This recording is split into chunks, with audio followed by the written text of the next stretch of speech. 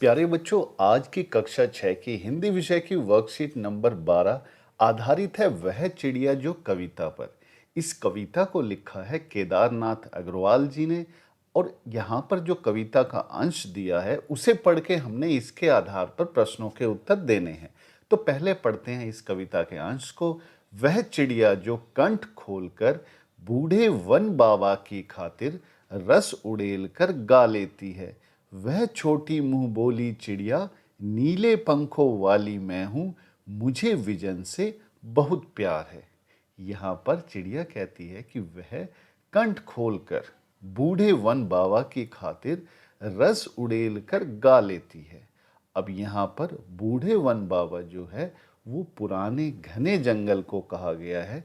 उसके लिए खुलकर आनंद लेकर पूरी अपनी आवाज खोलकर जो चिड़िया है वो गा लेती है और वह नीले पंखों वाली है, उसे विजन से बहुत प्यार है। विजन कहते हैं एकांत को और जंगल को भी कहते हैं, तो उसे जंगल से एकांत से बहुत ज़्यादा प्यार है। यहाँ पर इसका सरलार्थ दिया हुआ है, आप इसे भी पढ़ सकते हैं कि वह चिड़िया जो कविता के कवि श्री केदारनाथ अग्रवाल जी कहते हैं कि उनका मन उस नीली चिड़िया के समान है जो बहुत छोटी है, जो कच्चे दाने को खाकर संतुष्ट हो जाती है। इतना तो हमने पहले पढ़ लिया था।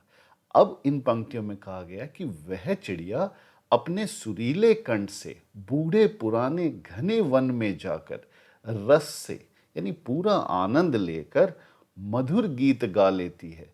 वह छोटी प्यारी और नीले पंखों वाली चिड़िया एकांत में भी वह उमंग से भरी रहती है, यानी उसे एक अंदर से एक अलग सी खुशी आती है और उसे जंगल से बहुत प्यार है, उसे लगाव है।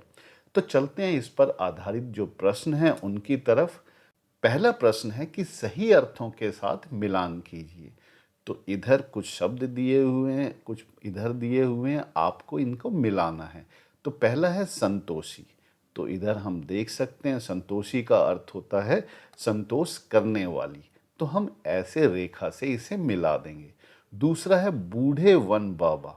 तो बूढ़े वन बाबा हम कहेंगे पुराने घने जंगल को, तो हम इसे यहाँ मिलाएंगे। तीसरा है विजन से प्यार। तो एकांत से प्यार, जी हाँ, विजन जो है वो एकांत को कहते हैं, तो एकांत से प्यार। अंतिम है दूध भरे जुंडी के दाने। अब जो जुंडी के दाने यानी ज्वार के दाने, और कैसे कच्चे, जो कच्चे दाने होते हैं उन्हें अगर पीसा जाए या दबाया जाए तो उसमें दूध जैसा निकलता है। तो हम अंतिम जो शेष रह गया इसे जोड़ेंगे ज्वार के कच्चे दाने से। चलते हैं दूसरे प्रश्न की तरफ कि वन बाबा कौन है, उन्हें बूढ़ा क्यों कहा गया है। तो वन बाबा यहाँ पर पुराने घने जंगल को कहा गया है, तो हम लिख सकते हैं वन बाबा जंगल को कहा गया है। अब ये है उन्हें बूढ़ा क्यों कहा गया है, तो जंगल बहुत पुराना है इसलिए उन्हें बूढ़ा कहा गया है। तीसरा प्रश्न है कि विजन किसे कहा गया है।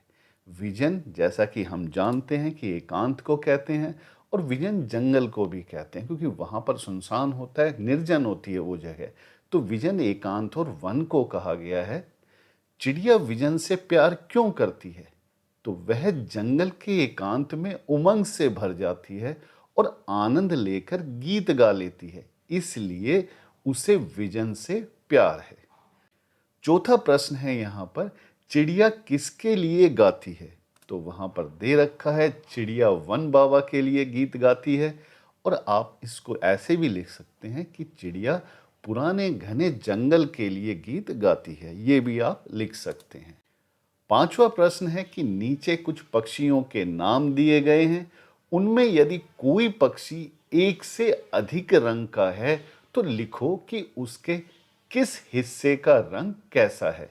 जैसे तोते की चोंच लाल है, शरीर हरा है। तो हम देख लेते हैं, जैसा कि ये मैना का चित्र है, मैना के जो अलग अलग अंग हैं उसके अलग अलग रंग हैं। तो हम ऐसा लिखेंगे यहाँ पर, जैसे मैना, इसकी चोंच जो है वो पीले रंग की होती है, तो चोंच पीला लिख दिया हमने। सिर इसका देखें काला, पंजे इसके पीला, शरीर भूरा। तो इस तरह से हम उसके अलग अलग हिस्सों के नाम लिख के उसके सामने रंग लिख सकते हैं।